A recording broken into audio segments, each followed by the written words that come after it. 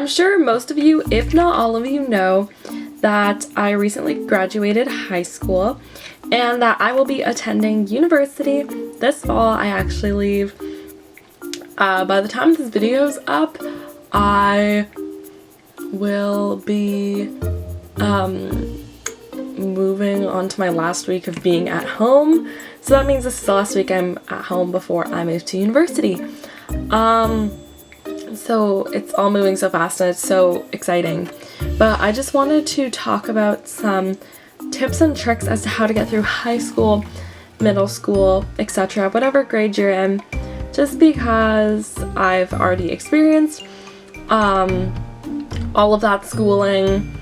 So now I'm on to like upper year stuff, and I just kind of wanted to talk to you guys about the things that I learned and that would have been helpful for me to know while I was still in high school. So without further ado, let's get started with the video. So this first thing is kind of cheesy and I feel like a lot of people talk about it, but the first thing that I'm going to say is that it does get better. That can be taken in so many different lights. For example, if you hate all the classes that you're taking right now, say you're in grade 9, and you absolutely hate them, none of them interest you, just know that as you move on to upper years in high school, you will gradually have more electives and you'll have more freedom in the classes that you take. Personally, grade 11 and 12 were my favorite years of high school and of all the schooling I've done so far, because the classes I took were so amazing and so suited to my personal interests. And so grade 12 especially is where you have so much freedom in the classes you take, and it really is one of the best years of your life, at least schooling wise so far, that I've been through. And grade 12 honestly goes by so fast. Just a quick tangent. People always say, yeah, when you get to grade 12 it goes by super fast, but I didn't believe it until I lived it. Like, each semester, so there's 2 semesters, at least in the school that I went to. First semester felt like 2 months, second semester felt like 2 months. But in reality, they're like 4 months each. Probably longer. So it really does go by super fast. Still continuing along the lines of it gets better. If you're in a rut and you're just not doing well, friendship-wise, mental health-wise, or anything else, it will get better. Your friends will change as you go through the grades, and you will find out who really matters to you as you go through all these tough times, because the people who are there to support you are the people you want to keep in your life. If there's someone who doesn't care about what you're feeling and just totally invalidates everything that you're trying to say to them, then that's not a healthy friendship.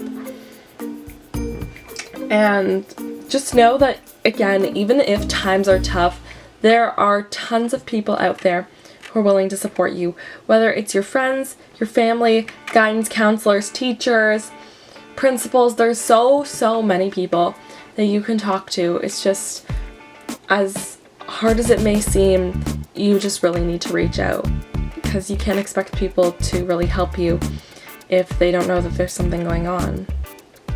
So just put yourself first and make sure you ask for help if you need help.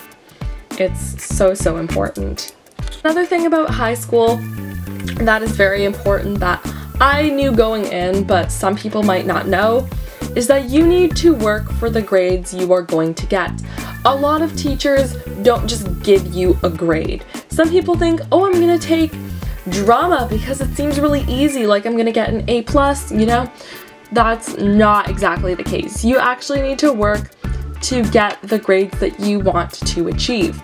You can't just go in with the mindset that you're automatically going to do well, even if you do the minimum amount of work. In high school, to achieve a better grade, you need to go above and beyond what your teachers are telling you to do. So if your teacher tells you that, I don't know, they want you to write 3 paragraphs and then just hand them in, Don't necessarily do 4 of them, because if your teacher's asking for something specific, then they probably don't want to read more. But just make sure what you're doing is elevated in some way and that it stands out from everybody else. Because when someone has unique writing, that is what, you know, will more often than not give them the better grade. Because if your teacher remembers what you wrote, then that's gonna be, you know, one of the deciding factors in your level. If you have any questions, please be sure to leave them in the description down below. And I think I've talked about everything I wanted to discuss in this video.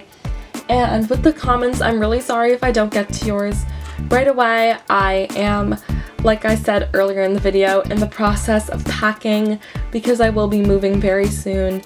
And so I might not be able to answer comments super quickly, and I have been kind of not really responding to comments recently because I've been so busy with work and school, like packing, getting ready, and just kind of trying to really immerse myself in the final weeks that I have in my city.